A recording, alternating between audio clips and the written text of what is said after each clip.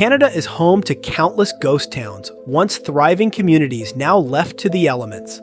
From the forgotten settlements of Quebec to the windswept prairies of Saskatchewan and the remote mining towns of British Columbia, I'm hitting the road to uncover their stories. Join me as I explore the eerie remnants of Canada's past, where history lingers in the ruins.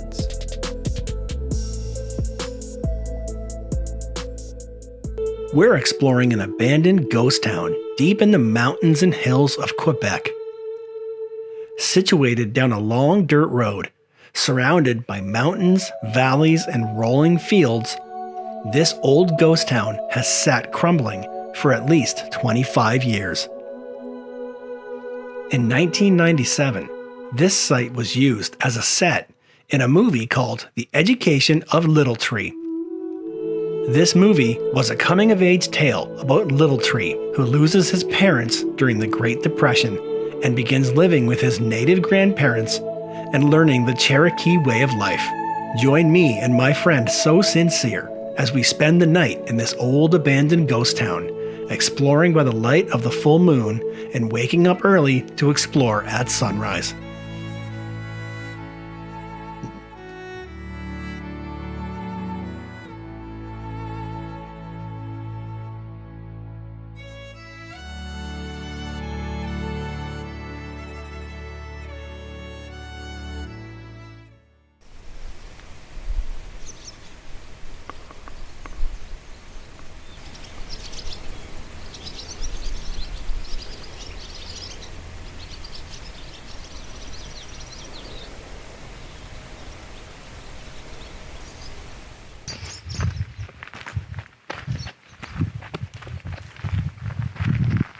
It's an awesome little piece of property.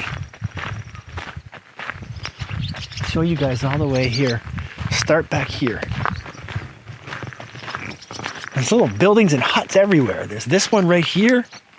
Then there's one way off in the distance, up in the mountain up there. Way up there. We haven't gone up there. I'm not going to bother hiking up there. But here's the whole main part. It just starts off with your church, and then it's got like 3 buildings on the right-hand side. They're all really crooked and bent.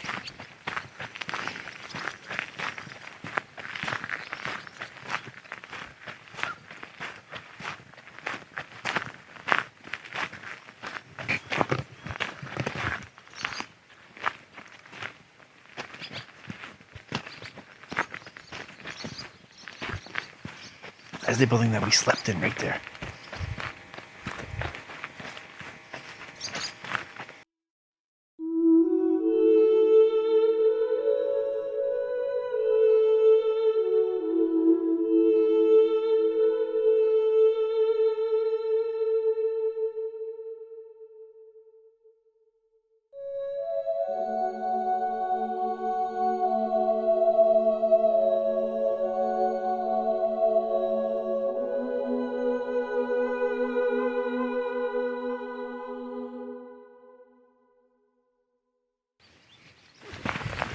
This one here, we were in here last night, but we'll go in and take a look in the daytime.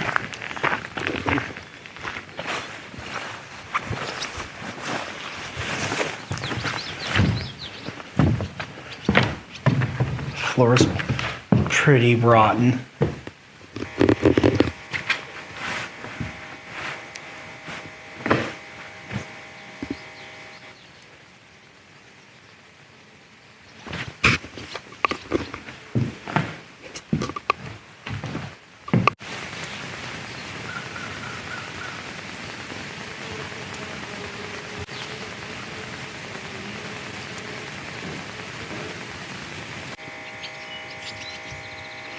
All right, let's go take a look inside the chapel.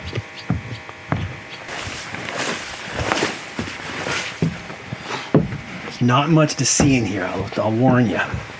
It's just a bunch of stuff and it's all scattered all over the place.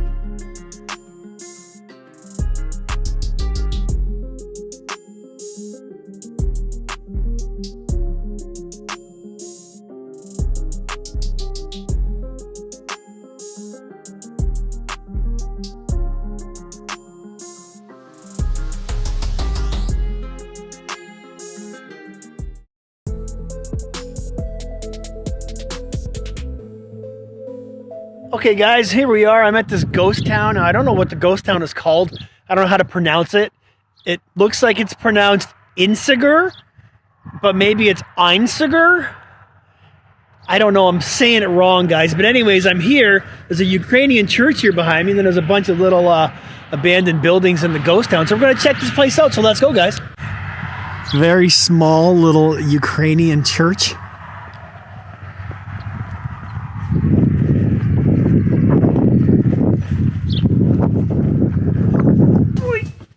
All right, we're in.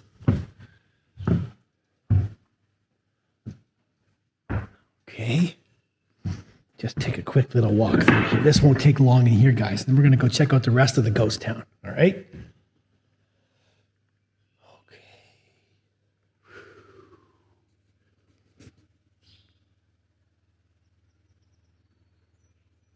Wow, eh? These Ukrainian churches are so nice.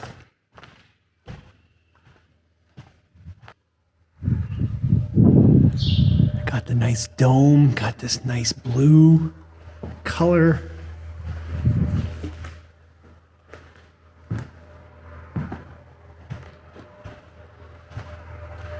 Definitely not worthy of its own video. That's why we're going to go check out the ghost town, guys, and do it all together, all right? You can buy a fiberglass septic tank here if you like.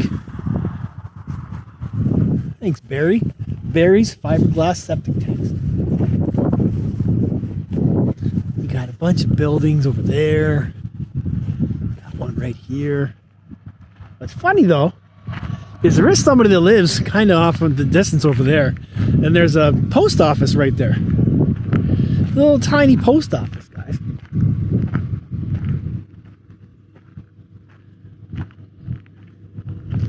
So there's the church I was just in right there. And then there's just a whole bunch of abandoned buildings sort of scattered around. Not in very good shape here, guys. Probably not going to get a look inside. A lot of the buildings here have been are pretty well sealed up. I guess I was wrong. Oh, it doesn't look good in here, guys. Let me just get a quick look here, okay? Because it's all falling apart here. So we're not going to go all the way in. Oh, man. I wish we could go in. It's got a couple of classrooms here. I guess like the sign said outside, 2 classrooms. But it looks like I would fall through the floor in about 2 seconds if I took one more step in. So I'm just going to take a picture of this, and then we're going to head on out. Oh, there's even some chairs out front. This would be cool to look around in.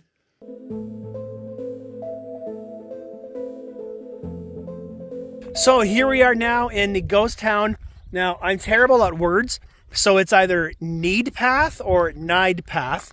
It's a ghost town, not far, about 20 minutes from Swift Current in Saskatchewan.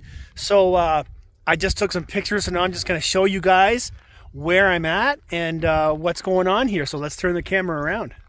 So you've got several buildings. There's one right there. There is a home right there. Somebody's out cutting the grass. It smells great out here with the fresh grass being cut. And then as we move around, there is a church building. There's another house. There is a vehicle way off in the distance right there. And then, speaking of way off in the distance, you've also got 2 abandoned grain elevators right there. One on the left has lost its head. The one on the right is almost losing its head. So let's take a walk through, and I'll show you guys this ghost town, and then we'll move on to the next location. I think this is it. There's a house here. There might be more, but I don't really see it, but that's okay. So we're just going to keep going here, guys, and see what's going on. Okay, so there's a house back here. I totally missed this while I was taking my pictures. So let's go back through here. Door's open. I guess we can go in.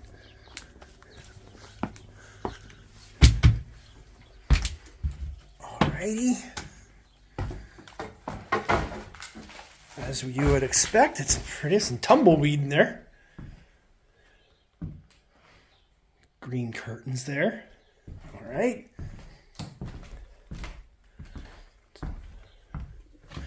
Doesn't feel too safe in here, guys.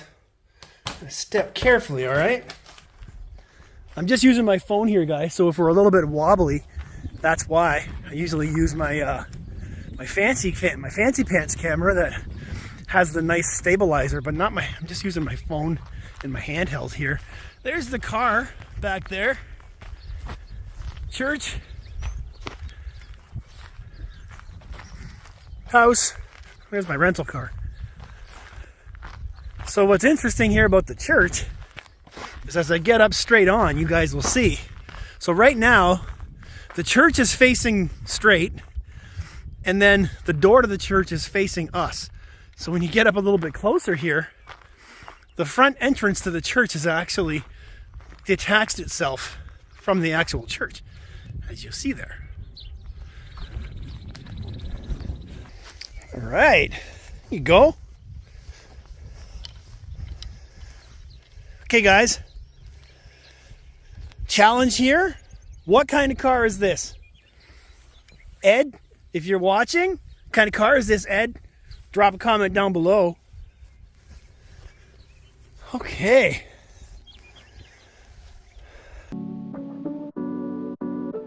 Neidpath, Saskatchewan traces its origins back to 1909 when the first post office was established on the postmaster, John Mitchell's farm. I stopped at Neidpath as the first stop on my third day in Saskatchewan, after spending the night in my car at the Walmart parking lot in Swift Current. After a short 40-minute drive, I spotted the 2 grain elevators from a distance away. I knew I was there when I spotted one grain elevator missing its head. Named after Scotland's Neidpath Castle, the hamlet saw Canadian National Railway lay tracks in 1924, though these were eventually abandoned by 1958. In its early years, Neidpath boasted 4 grain elevators, with only 2 remaining today. The community flourished in the 1920s, featuring a school, church, hotels, general store, blacksmith, bank, and telephone office, most of which were constructed during this period. At one time, Neidpath had its own telephone company, the Neidpath Rural Telephone Central Office. It also had hotels, including 2 Chinese hotels and restaurants and the King George Hotel along Central Avenue, a pool hall, a hardware store, and a blacksmith shop. However, by 1954, only a few buildings stood, including the relocated church. With a peak population of around 100 in 1928, Neidpath never attained village status and experienced a decline starting in the late 1930s, marked by fires that destroyed the general store and the closure of the school in 1942. By 1945, only the elevators remained as businesses, and by 1981, CN had abandoned the rail line. Today, the hamlet retains remnants of its past, with a handful of empty houses, crumbling foundations, a small church, and 2 old grain elevators standing as witnesses to its history.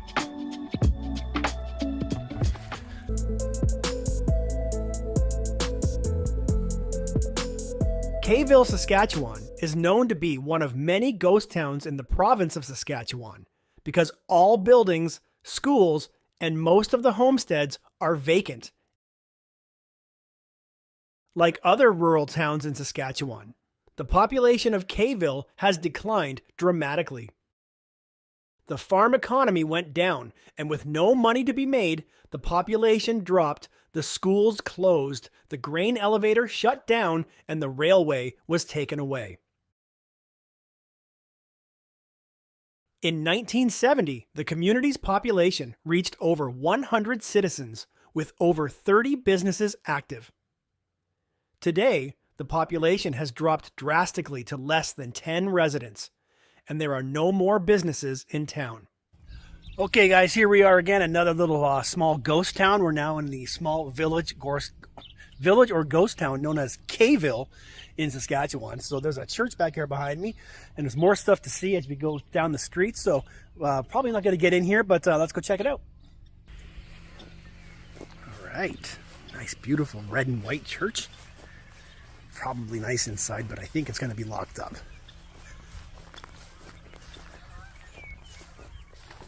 Yeah, it's got padlocks on these two locks. This one looks like it's been nailed shut.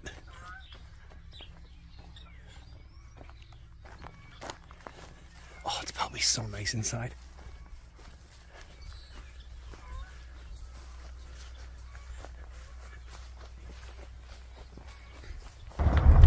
All right, guys, we're gonna try something a little different because it's a little bit of a larger ghost town. So we're gonna drive around and I'll pull in when I see something interesting. It's not a completely barren ghost town though. There are people that live here. So here's a little property with some houses on it, ghost town houses. Right there. I think I'm gonna stop there. But there you go, a couple of houses. And there's the grain elevator right there, and then there's a house there in the corner that people live in, so that's what I was talking about. That it's not a complete ghost town. Alright, so we got a few things here to check out. Like I said, I'm not going to go into all these buildings, but so this is most definitely a little ghost town. Here you've got what looks like a shop right here. You've got a couple of houses over there. And then whatever's going on here, you've got this store. Cooperative Community Center. This building here's got cameras on it for some reason. A whole bunch of them. Holy cow, there's like 3 cameras. That's called the Georgian Hotel, built in 1951. There's your community center, which is closed.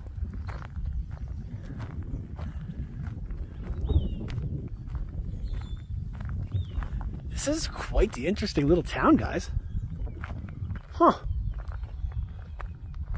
And then again, way back there, there's that church where we first started, so you can see how big this little ghost town is. Okay, so there's the church we started at, and then there's the road we were driving. So I'm going to zoom all the way out here. There's a little red and white abandoned house right here.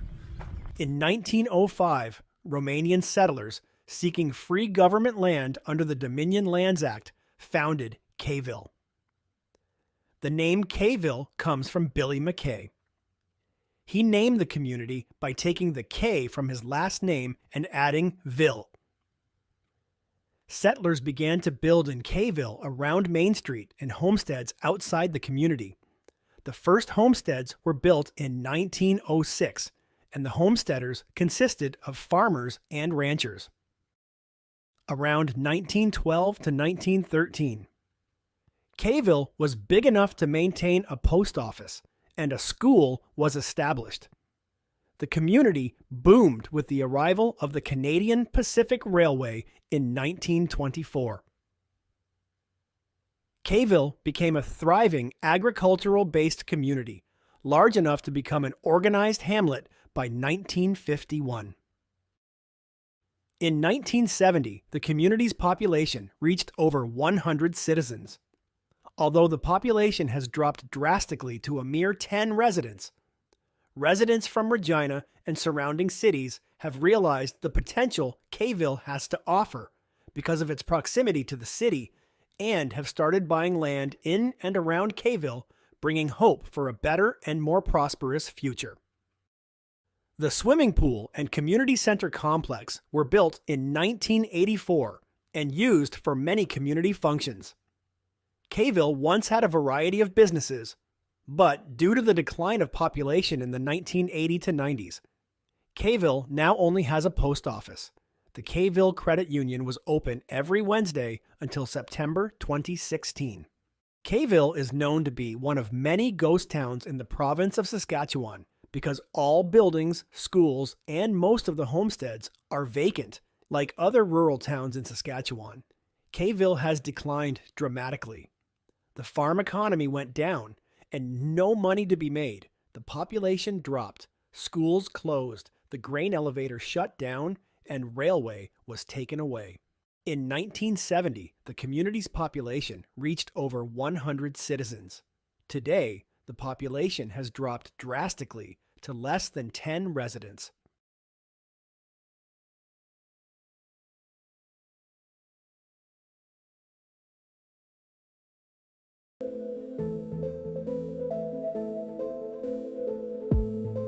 In the early summer of 2024, I flew 3,120 miles, or 5,020 kilometers across Canada, to visit the largest abandoned ghost town in Canada, Antioch, British Columbia. Antioch, British Columbia is a true ghost town with a rich hidden history. Once a bustling mining hub in the early 1900s, Antioch was abandoned in 1935 after a devastating fire. Today, it's a relic of the past, with crumbling buildings and rusted machinery frozen in time. Getting to Antioch required one cross-country flight from Toronto to Vancouver, followed by a shorter flight from Vancouver to Terrace.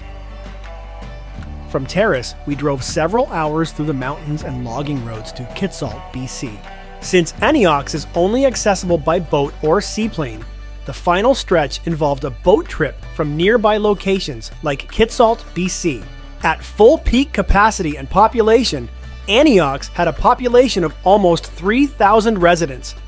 But today, there are only 2 permanent residents of Antioch, and quite a few non-human residents too. On this trip, I explored everything from the abandoned power plant, the coking plant, the red light district, the steam plant, the cemetery, forests that were once city streets filled with houses. I explored the hospital, the general store, and I met some of the non-human residents. Let's explore this eerie, isolated town and uncover its forgotten stories. What's going on, guys? Here we are. Check out this waterfall behind me. Oh baby, look at this. So powerful. Holy crap. How it goes right around this huge rock all the way down here. Look at that right there. Then watch this, guys. Cross the bridge. Oh man, there we go. Back underneath. Oh, look at this. Holy crap, guys. All right, guys, let's go check out the powerhouse here. Here we go. Oh, this is amazing, guys. Got to be careful. Lots of places we can fall through the floor here, guys. Holes in the floor everywhere. Oh, look at this. Oh, this is beautiful, guys. Oh, I can't believe I'm here. I'm actually here, guys. Oh, look at this.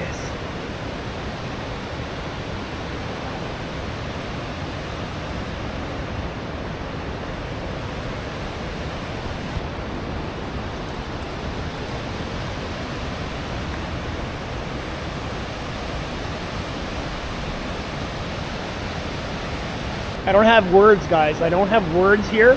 I'm just going to explore, and if something comes to me to say, I'm going to say it. But right now, guys, I'm just in it, okay?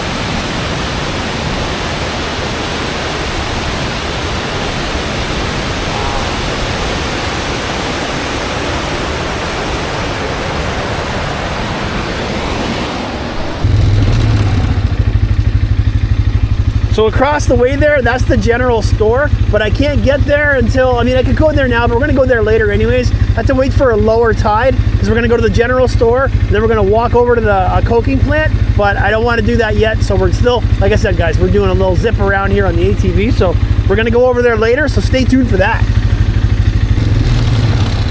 I think that's the bank back there. I think that was once the bank vault, what you're seeing back there. We'll go back there with Rob a bit later, and he can tell us some more. But we're still going, guys. Here we go. Okay, so we got a bit of an obstacle here. We got a roadblock, and I can't get by here with the ATV. Now, I don't know where the cemetery is. He hasn't actually showed me yet, so we're going to have to do that a little bit later. But I believe there are some structures down here, if I can figure out if there's a walking trail to get down here. I see some structures down there. But there's probably an easier way to get down there. See, look at this. You can see there are the doors and windows right there. This might have been the hospital, actually. I have no idea.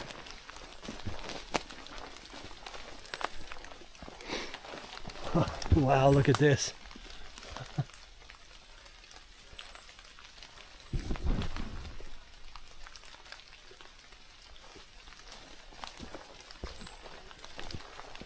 All right, I am on the watch and lookout for bears. I do have my bear spray in my pocket because I have seen a lot of fresh bear poop. And I think I heard a bear groaning earlier. And I saw bears out here from the shore yesterday. Okay guys, general store right behind me. Pretty much right where I'm standing. Yesterday, 2 bears. So hopefully we don't see any on the way out. So we're gonna walk back through the forest now. Unless I find more stuff, I'm trying to get back to the ATV so we can start heading back through. But I keep finding stuff, so. Guys, look at the view of the power station from this side. Wow.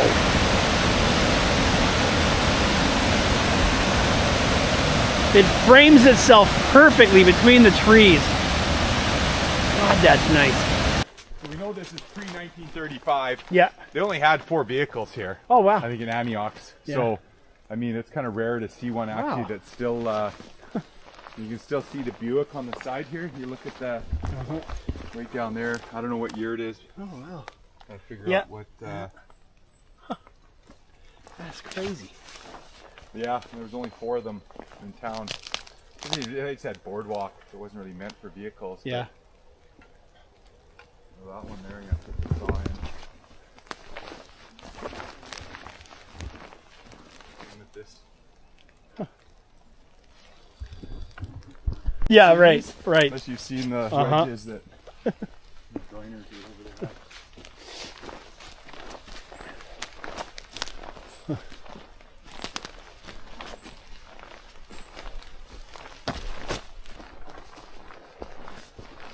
Oh, wow.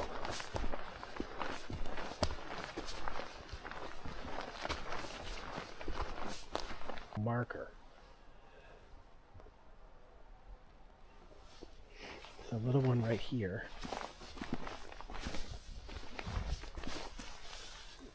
He died in 1935 at 70 years old.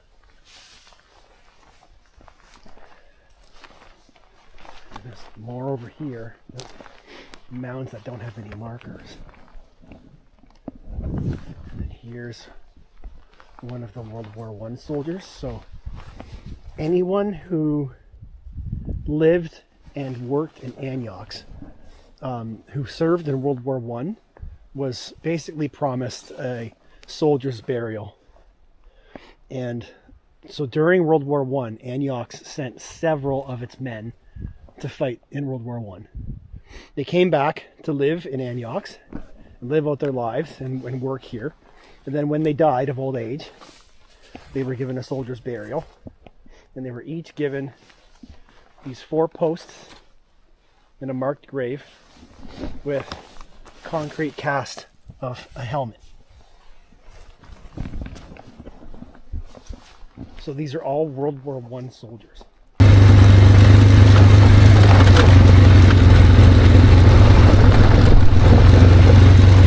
All right, guys, here we are. Finally, the big kahuna of the trip to Antioch, the Antioch Dam. Look at this thing behind me, guys. We're gonna do this whole thing. We're gonna go up there, we're gonna go up there, and we're gonna walk all the way across the Antioch Dam, and we're gonna take this puppy in for as long as it takes till I'm happy and I'm satisfied. But there's so many bugs here, guys. Anyways, we got my camera, we got some video. Let's go check out the Antioch Dam. Woo! Look at this thing. Yeah. Wow.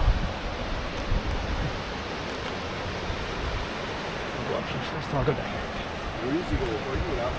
Yeah. Go up. All right.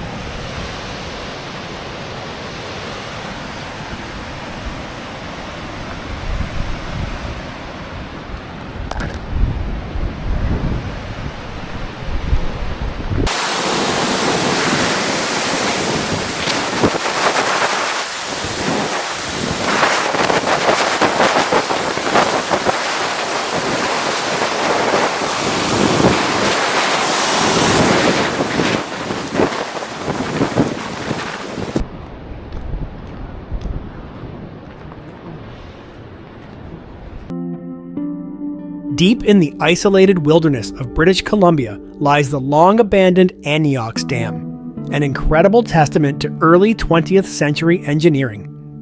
Built to power a once bustling mining town, this dam now stands as a monument to the dreams and challenges of an era nearly forgotten. The 44-meter-high, 207-meter-long concrete dam on Anyox Creek was built in 1924 to power a copper mine and smelter, and abandoned in 1935. In the mid-1920s, the town of Anyox was a thriving community of over 3,000, with each home supported by electricity and hot water from the hydroelectric plant. In the early 1920s, concrete pioneer and dam engineer John S. Eastwood designed the hydroelectric dam as it stood as the tallest dam in Canada for many years. The dam was comprised of 26 protruding arches that rested on 27 independent buttresses. As opposed to an earthen or traditional concrete dam, this model provided great savings with minimal amounts of concrete needed to build such a structure in such an out-of-the-way place. The owner of the site still has plans to one day reactivate the dam and start producing power again.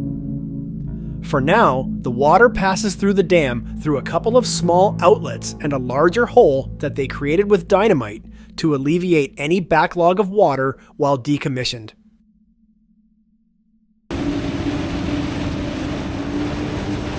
Sadly, my trip to Anyox had to come to an end. After a whole week enjoying the BC mountain air and the peace and quiet of the largest ghost town in Canada, it was time for Rob Bryce and I to load up the boat and make the long trip back to Kitsault. Then the even longer drive back to Terrace and the even longer flight back home. If you want to visit Anyox, you can contact Rob Bryce at northernbcjetboattours.ca and arrange a trip with one of his tours.